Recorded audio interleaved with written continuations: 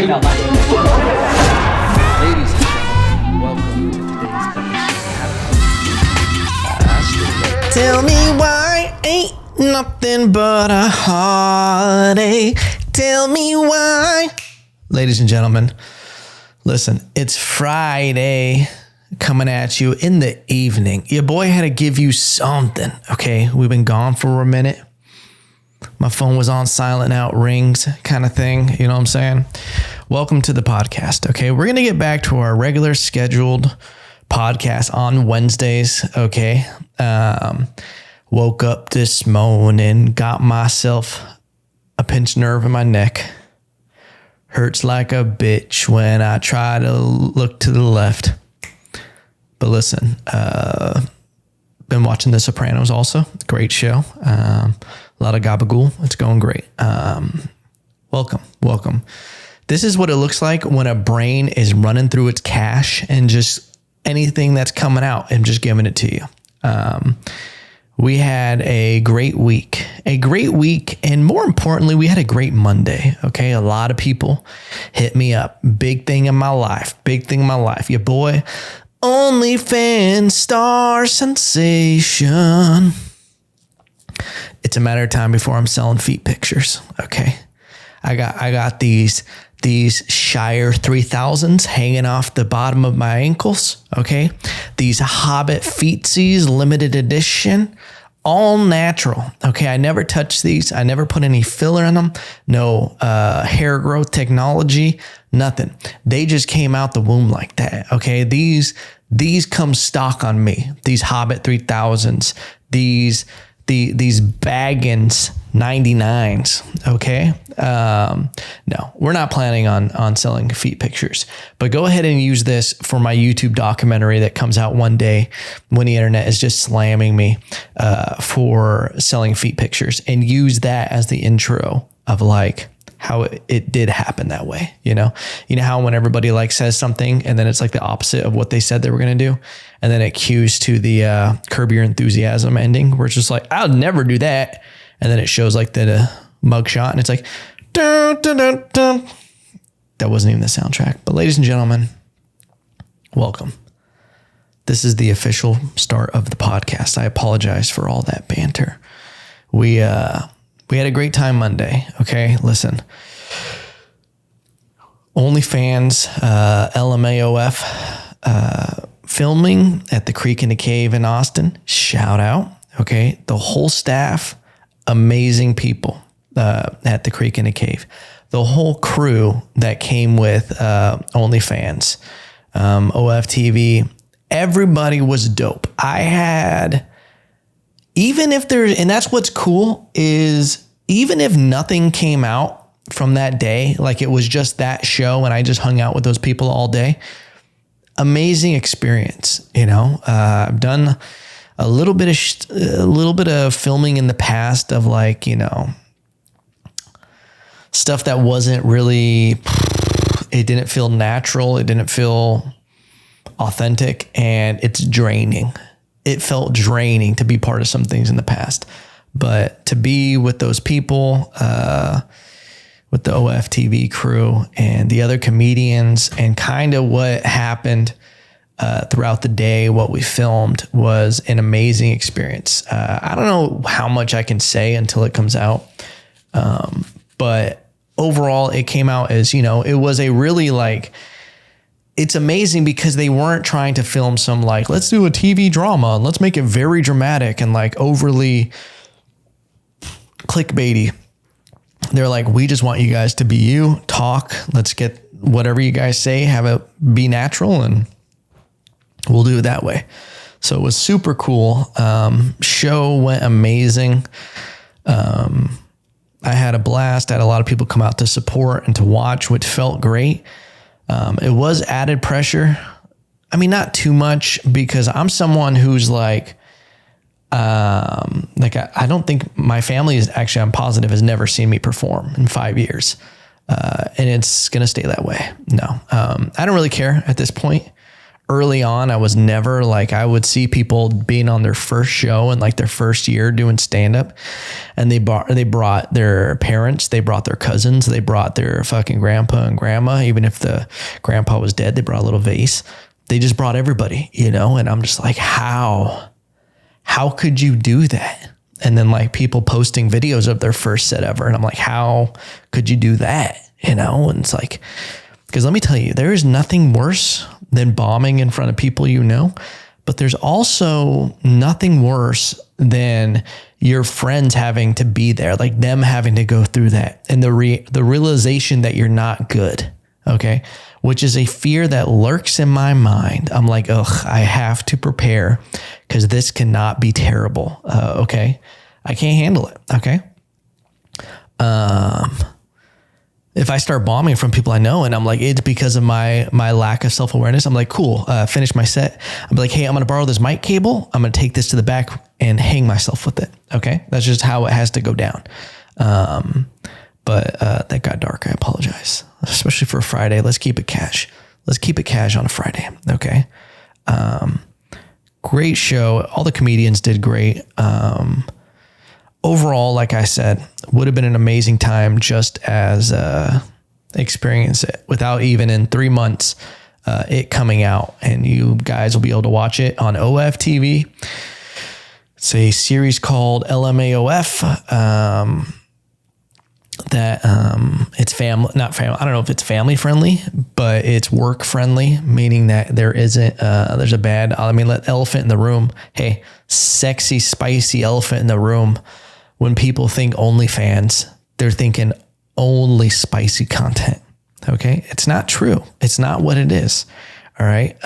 There's a big push to do a lot more comedy and to kind of make it what the original goal was to make uncensored content that, you wouldn't be censored as an artist. It was OnlyFans because it was supposed to only be the people that are really your fan, and they're not going to get offended. They're going to be able to engage with you and everything like that. So you guys can subscribe to my OnlyFans. It's free. I'm not going to charge you guys. Okay. That'd be wild if I was asking people to pay money right now. Eventually, who knows, if I got real production going with my account where I was like, I'm paying people $15,000 for every episode I do. Yeah, maybe you pay like $5 or something like that a month. But no. And I'm really just going to be posting a lot of like behind the scenes content. I don't know what that means. When people just say it's easy to say behind the scenes content. Oh, okay. Behind the scenes of what? I don't know.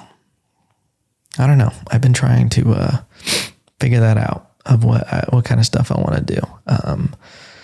But I got to be real with you guys. I went into it a little bit like, I don't know what this is going to be. It feels awkward. It feels weird. I don't know if I'm going to really, like it's just, I get the initial reaction of being like, yeah, this is this way, but I got nothing but good things to say about OnlyFans. I don't think I've really ever had anything bad to say. I'm sure if someone goes back in an episode, they'll find something, but I've never really had anything that makes it so you don't have to be censored and worry about your content on social media. It's a good thing. Okay. Where people can act, there's just the lack of censorship. That's great. Let's do that more. So I think the overall goal is awesome. And, getting the opportunity to just be part of it was dope. Okay. I'm not someone who like gets a lot of, I don't feel like I'm like given a lot of stuff. I don't feel like I've just been, like in comedy. I've never been someone who's like, oh, a plethora of shows being offered and, all of that stuff. Like it's always been like, shit, I'm just out here fighting for my fucking life. So it felt really nice. I was very appreciative of the opportunity, the whole crew, great people. And I think we're going to be lifelong friends, unless it was all just, just an act. Okay. It was real for me, whether it was real or not for you. But yeah, that'll be available in 3 months. I'll be posting about it. And yeah, that's it on that front. Let's see what else. What other news do we have coming out the gate? I believe the Mothership in Austin, Texas, is opening soon. The Comedy Mothership, Joe Rogan's club. You ever heard of them? Okay, get the internet if you haven't. Is opening here in the next month, I believe, and the lights are up on it. And there's a weird sense of let's dive into some real shit in my life that I've been thinking, because as comedy, like in the beginning, I feel like this is something that you kind of think life is with a lot of these like discovery things, where you think that all you need, listen, to the first few years of comedy, and granted, I'm talking about this as someone who's been doing it for 5 years. So you can throw this whole part out. In life, there was like this whole discovery thing. Like back in the day, to get these talent scouts, you just need someone to discover you, take you to Hollywood. So there's been this mindset of like, you need somebody to discover you, find you, whatever. And in the first couple of years of comedy, you think you deserve more. You think that you're better than you really are. And you have this sense of like, I just need this person to see me. I need to be here. And then once I'm there and they find out how good I am or something like that, you're going to get this thing. And I want to say, coming to Texas, there was like this idea, that, Rogan was going to open a club and like it was going to become a comedy hub and it was going to be this amazing thing. And, like that's where you would go. And I never really stopped to wonder what it would be like. Like there's a lot of people who, I don't know the right way to say this, that it's almost like you think you are going to get something and that there's almost this FOMO of like, like the club's opening and blah, blah, blah, blah. I got to go do this. And like, I got to be there and I got to be this. And there's a lot of people that are like really upset at not getting things that are related to the club and like all this stuff. And what's been happening in like the past like 4 or 5 months with me is I haven't really been caring as much about getting things, because I kind of just had this realization one day that it doesn't fucking matter. Like no one is going to make or break me. And I don't want it that way. I don't want things before I deserve them. I don't want to get this thing without the foundation being built on it. And I just want to get better, and I want to become stable in comedy and like not be worried about, I need this and I want this. And like, there's a lot of people that are thirsty, and there's a lot of weird bitterness. Like, and that's the thing is like, I see that in myself. If I'm being completely honest, like I see all those, like everybody at their base has the same exact feelings of like, you could have those low hanging fruit feelings, and it doesn't even have to be for comedy. It can be for anything, whatever your career is in life and people getting things and you feel like you're owed and this and that. But like that thirstiness is in me. That FOMO is in me. That feeling of like, oh man, this person got this. Oh my God, they get so much stuff in this because of this or this other reason. And when I would experience that, I was like, I got to get rid of this fucking feeling. This is gross. And I just don't like the way it makes me feel. And I don't like this having any like control over me and making me feel a certain way. So I started changing my mindset on like what stand-up was to me and how I was going to be successful at it. And it came down to, I don't want to get a lucky break. I don't want to get just this. And granted, luck is what is that quote? Someone just told me it the other day. Luck is preparation and opportunity meeting. Yeah, luck is when preparation and opportunity meet. So I definitely fucking being born in America. There's luck. Okay. I'm a lucky person.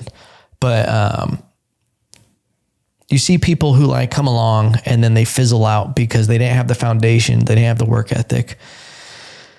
And all this to be said, I'm not a guru. I'm not like, oh, I have this figured out. It's simply because somewhere along the line of like the last like 6 months, I realized, oh yeah, I'm not as good as I think I am.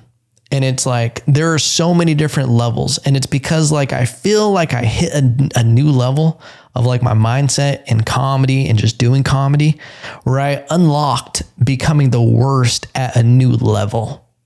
You know, because there's like different stages and shit. It's like the same thing with jujitsu. Like you're a white belt, all of a sudden you become, the first day, you think you can fight before you go into jujitsu.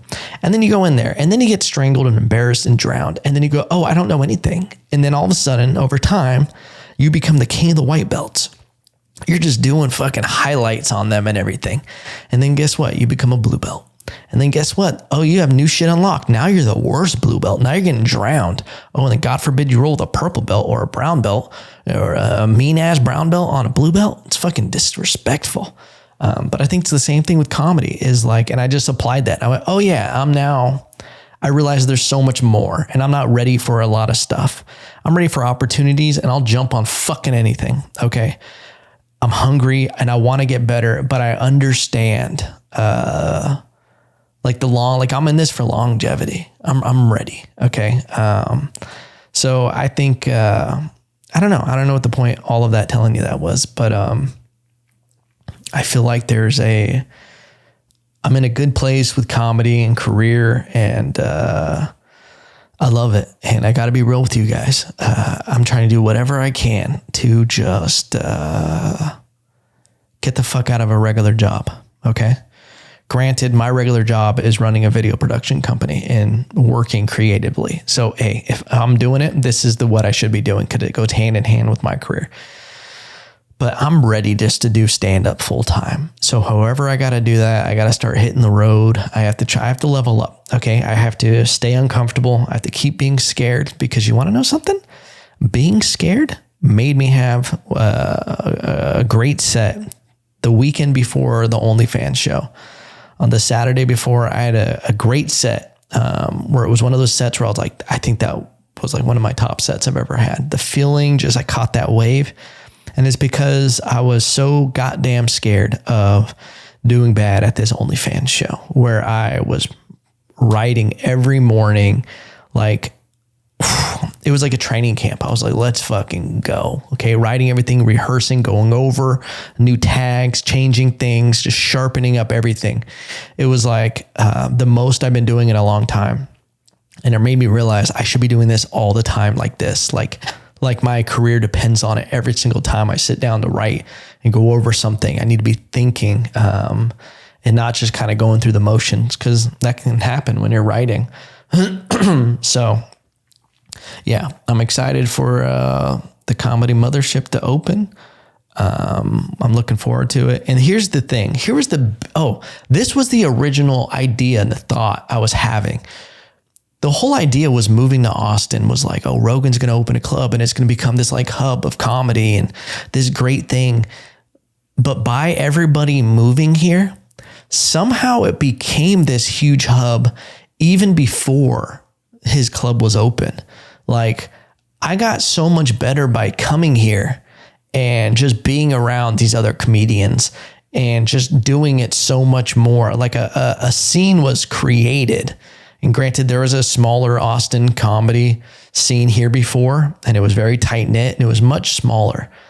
When everybody, moved here, it became a huge scene and it was competitive in a great way. Everybody that has come here has a great, I won't say everybody, the majority of the people that I still talk to on a regular basis and work with and everything, everybody just wants to get good at this. So it's healthy.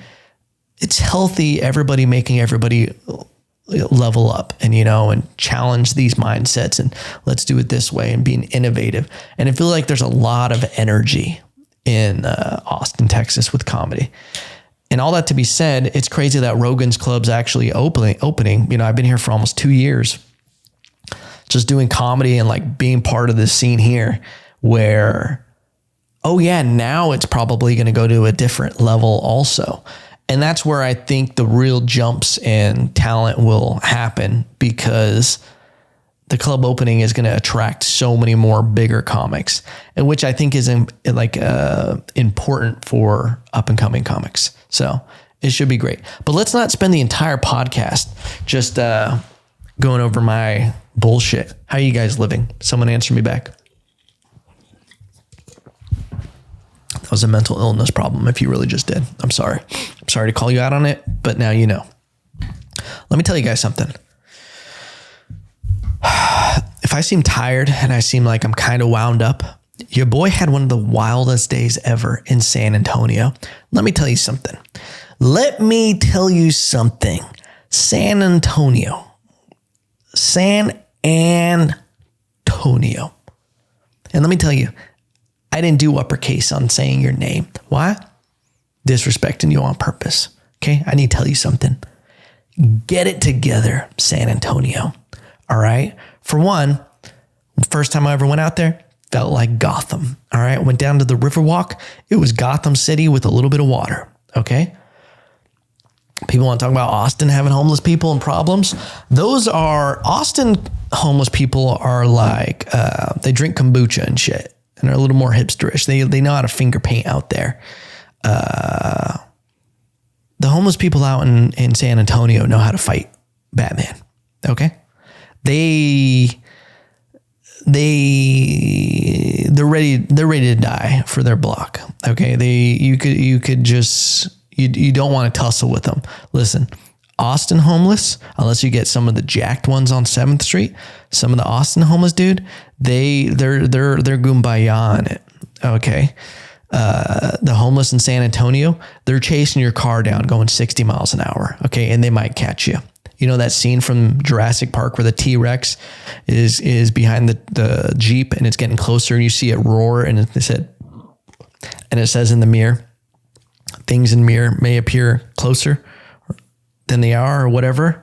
That's what the homeless people, they're just built different out there in San Antonio. But let me tell you something. Me and my girl, all right, listen, there's a spot in San Antonio, Boricua Market, all right? And it's where you can kind of re-up. You can get your sofrito. They make it with the ajicitos, these little green peppers that you can only get in Puerto Rico. I bought the seeds on Etsy, tried to grow them. They didn't grow. Anyway, I like that sofrito. I like getting the ají, the little plants. I slice them up and I put them in my rice and beans. And they sell pasteles, tostones, everything there. You can just go re-up. You know, it's like build a Puerto Rican. You go in there. But I found this other spot called La Garita. Okay. It's a restaurant / Puerto Rican grocery store in San Antonio. Okay. And what's dope, it's on Culebra Road. So I'm like, this is meant to be. So I tell my girl, Wednesday night, let's go Thursday. I found this spot. Let's go to San Antonio. We'll make a day out of it. We'll go down there. We'll eat at their restaurant and then we'll pick up a bunch of food and we'll just have a gay old time.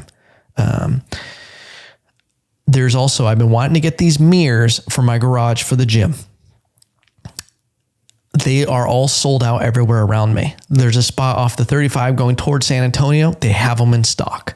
And I go, perfect. I ordered them online. I figured I'll pick them up on the way or the way back. I get a call from the place right before we're about to leave. They say, hey, we actually don't have them in stock. And I go, oh no, well, that's terrible. What should we do? They said, well, I can cancel your order or look if there's any stores nearby that have them. And I go, yeah, if you could look for any stores nearby. And they go, actually, a store in San Antonio has 12. And I go, that sounds amazing. Where's it at? Culebra Road. And I go, it must be fate.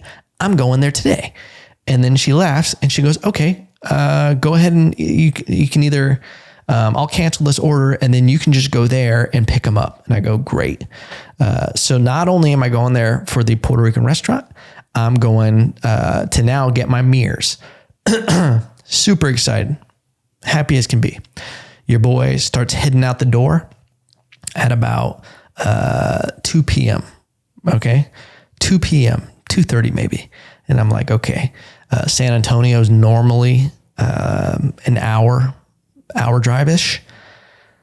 Took me 2 hours to get there, a little over 2 hours. It was like 2 hours and 15 to 20 minutes. And I'm like, this is ridiculous. The traffic, terrible. Okay. That is some of the worst traffic I've ever seen. And that's coming from someone who knows the 405. Okay. And not only that, San Antonio, the drivers, erratic. They don't care about your life out there in San Antonio. I don't know what it is, but they just don't care. I don't know if it's because they got a SeaWorld there. We'll go into that. But they just don't care about you. Okay. We finally are pulling onto Culebra Road. And I'm like, we're starving. Listen, me and my girl, we get hangry if we don't eat. Our relationship's holding on by a thread at this point.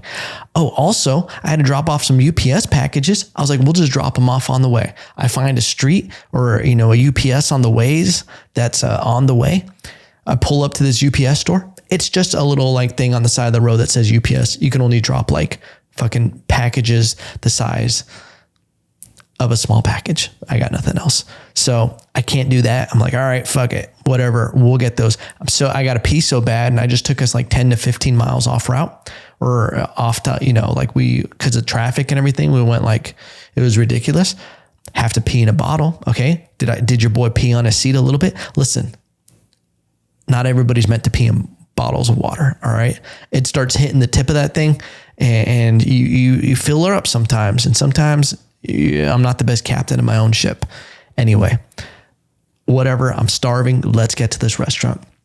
As we're pulling onto the street, I go, hey, wouldn't it be crazy if this place was closed?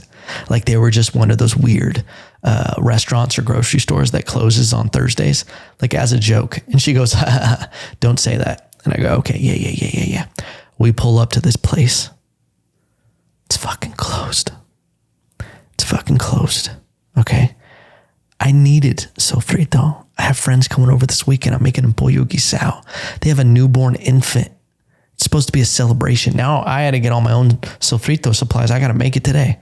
Okay. After this podcast, I'm getting elbow deep in some sofrito. Okay.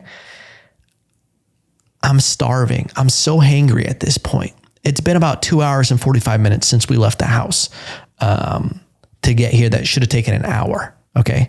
That's the other thing. I just wasn't expecting this to all happen. It was supposed to be a hop, jip, skippy down the road. All right. It's closed. And then we're at the point where all right, fuck it. Let's just eat somewhere else. Where should we eat? It's all chains. All right. We're just I don't know. And here's the thing. It closed at I think 4. I'm like, what place closes? What place of business is only open when people are at work?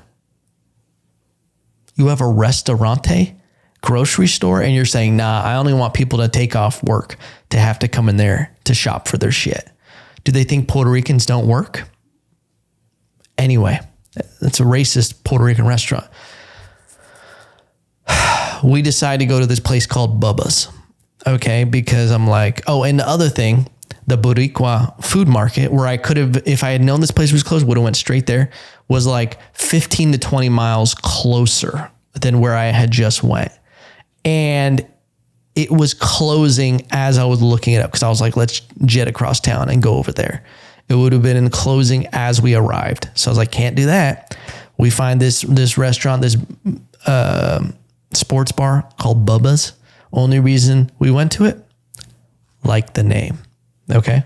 And let me tell you, food wasn't terrible. Okay. Your boy got appetizer of some Cajun wings and a nice little burger and fry. Okay. But listen, it was no La Garita. Okay. It wasn't Puerto Rican food. When you're craving Puerto Rican food, it's just hard to switch back into burger mode. Okay.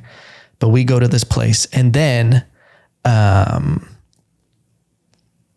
we decide, okay, well, let's go stop by this UPS store. Let's accomplish something before we go to Home Depot. We go to this UPS store and I say, what time is it closing? It's now 7:15. Okay. They close at 7:30. No. It's now 6:15. They close at 7:30. I go, perfect. Let's go. So we head over there. as I'm pulling up, they're pulling the thing down in front of the door. And I go, are you guys closed? And they go, I said, what time do you guys close? He goes, 6:30. Just like the sign says. This piece of shit. Okay. He came at me wrong for no reason. This San Antonian. All right. He goes, we close at 6:30. Just like the sign says. Oh, that's it. That's what I wanted to say back to this person. I didn't even go in about how, well, online it says 7:30. Like you literally go to pull up the thing, it says 7:30. It was a wild hill to die on. So confident, like had no one ever checked the website. So then I'm just like, okay, great. And then this guy gets in his handicap spot, made sense, and he leaves. So then I'm just like, all right, what do we want to do here? I'm so disheveled. I'm tired. I'm cranky because we have accomplished nothing but eating at Bubba's. And I go, you know what? I see we're driving now to Home Depot. I go, you know what? Fuck it. Let's go to SeaWorld. Are they open at night? Because we literally passed a sign that said like turn right for SeaWorld. My girl gets on the phone looking at SeaWorld. I was like, I need to go see some orcas in prison. And then she goes, dude, they're only open on weekends. What? Dude, what are the whales and fishes doing 5 days out of the week? Do they have other jobs? What is wrong with San Antonio where everything is backwards? Okay.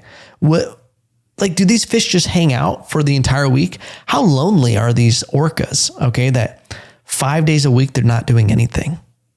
Are they even there? Are they showing them in circuses? What is happening? I mean, I guess it makes sense. Are they just not making any money to where they're like, it's cheaper for us just to shut down and not pay the expenses 5 days during the week? Maybe they open 7 days a week during summer. That makes more sense. Anyway, they're closed. Fuck the fish. I go, let's go to Home Depot and get the fuck out of here. All right. Now with the zigzags I'm doing, I've gone all over San Antonio. We're hitting like 8:30 p.m. now. You know, we've been there all day and I'm exhausted. Wasn't expecting any of this, by the way. I thought it was going to be a zip. We're in and out. I thought I was going to be home by sundown. Get to Home Depot, go into the back area where the mirrors are. I'm not seeing them. So I call a guy from a different department. He goes over and I go, hey, I'm looking for these 48 by 60 mirrors. It says you have 12 in stock. He scans where it is. He goes, yeah, it says we have 12. Let me, he's looking up at the top of the inventory. He goes, let me call someone from this department and I'll help him come back because I don't know where they're stored at. So I'm like, okay, cool. While that's happening, I tell my girl, I go, hey, I'm going to go look for a cart to put them on, you know, like the straight ones that are like standing up. They got so many weird carts at Home Depot, but it's a particular cart that I need. I go and look, I'm walking through Home Depot, all the aisles, just kind of like around, like whatever, to see if those like loose carts are anywhere. I get to the lumber department and I'm looking like this down the aisles. And then I'm looking for the specific one. And all of a sudden this lady who's in front of me, we're like meeting paths, like we're coming into each other, giggity. And she looks at me, she's probably in her 50s, 60s maybe. And she goes, why don't I just hold your hand so you can continue to follow me around the store? What? I literally just laugh because I think it's a joke. Because I'm like, my immediate thing in my head is like, I look lost the way I'm looking down the aisles. So I laugh. I go, because I don't know what is happening. And then I notice on her face that she's angry and almost scared. And just like, I can tell her like adrenaline's going or something. And I literally am just looking at her and I'm just like, what is happening right now? And then she darts by me. She just takes off. Phew. Like she's just so used to San Antonio that she was like, this guy is bad news. So she takes off and then she's like going around the corner, like and going towards the front of the store. And like, I'm just like, I don't know what that even was. I don't even find the cart I need, but I'm like, I don't know if this lady's going to complain that some creeper was following her around Home Depot. How crazy and disheveled did I look by the end of the day that I was now looking like a menace to society? I walk back to my girl and I'm like, dude, you're not going to believe what just happened to me. And then the person from Home Depot shows up and he's like, hey, did you guys need help? And I was like, yep. And then he goes, how can I help you? And I go, looking for this 48 by 60 mirror. And then he goes, where was it? And I go, right there. He goes, yeah, we're out of those. And I go, what? He goes, yeah, we had a fellow come in last night looking for them also. And we looked everywhere. We just don't know where they're at. And I'm like, are they anywhere in this store? He's like, we looked everywhere. I'm not sure where they're at. And I'm literally like, dude, we drove from Kyle to get here. And he was like, yeah, sorry, man. Can I help you with anything else? A time machine? Can you give me back today? Okay. Can you go back to where that lady thought I was following her? Is that possible? So we went to San Antonio completely. The craziest experience. Okay. Like head to toe, just it's the vibe out there. All right. The vibe don't match. Some people aren't San Antonians. Okay. And if Joe Rogan's new club had been being built out there, I would have questioned reality. I'd be like, I don't know what you're doing. Why would you do this to us? It would have been a different fucking place. I'll tell you that much. They have Magic Mountain out there too, but I don't think anybody's going to it. It's an odd place. Okay. That was the end of that story, ladies and gentlemen. That was it. Okay. It was a weird wrap up. We didn't have much. It was more of an event. That was more for me than it was for you, but it's my podcast. I mean, don't forget to like, comment, subscribe, and tell me about your Home Depot experiences or your San Antonio experiences.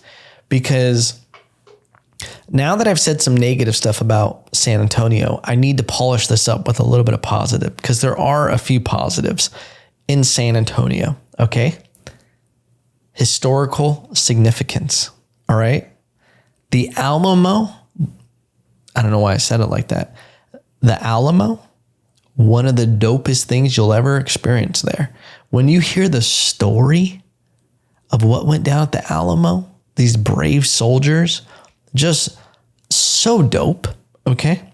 The Riverwalk, if you catch it on a good day, it's a cool thing to experience. Maybe once, twice, maybe. But here's the dopest part. They have a museum there. The Texas Ranger Museum. Okay.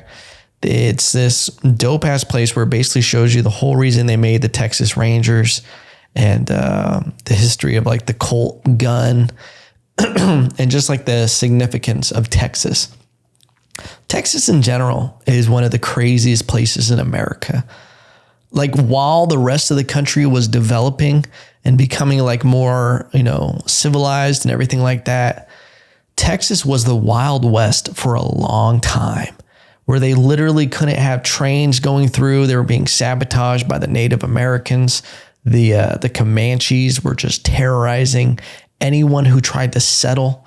Like for the longest time, they couldn't take Texas. They couldn't get a grip on it. And you know what? God bless them for it. Okay. Because I feel like that spirit is still here. All right.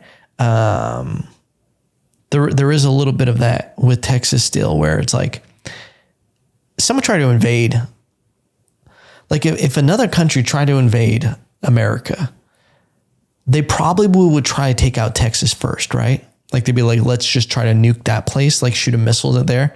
Cause it's like, you go to California and it's just like, these people are going to be pushovers. You go to the coast. I feel like in New York, they might just yell at you and be like, hey, what are you doing, huh? There's gonna be a lot of that. A lot of gabagool. They're just gonna be like, hey, you go to California, dude, it's just gonna be pushover. All right. But you go to Texas, listen, there's a lot of crazy shit about Texas. Like there is really I just feel like Texas might have its own military that people don't even realize would form immediately. Like I feel like there's enough guns here and enough shit just happening where it's like Texas just, would be ready to go. And I love it for that. I love being here. I love being part of it. Even without comedy, Texas is amazing. This is just a dope place to live. Especially when things were so unsure after the pandemic. Even during the pandemic, it was like, it was just a great place to live. There's so many opportunities, and there's enough to, like, the cost of living and everything is low enough to actually just live your life. You can actually breathe and enjoy it. It's been amazing. But ladies and gentlemen, thank you for listening to this episode. I know we got a little ranty. We're going to be having guests on, not guest on from Beauty and the Beast, but the next few episodes are going to be pretty guest full. I think the next couple months, we have been quite backed up with people who want to be on the podcast. Good problem to have. But we've just been so busy, and the podcast room hasn't been set up for guests the way I want to do it. So there's going to be some work being done soon, and hopefully this is changing a little bit, and we'll just keep it moving, pimping. Okay. If you haven't subscribed to my OnlyFans, crazy thing to say, I know. You can go subscribe, all that good stuff. And remember, no matter what, also leaving reviews for me on iTunes helps so much. Every now and then I'll go read a new comment. I love it. All right. Thank you very much. And remember, no matter what, I still love you.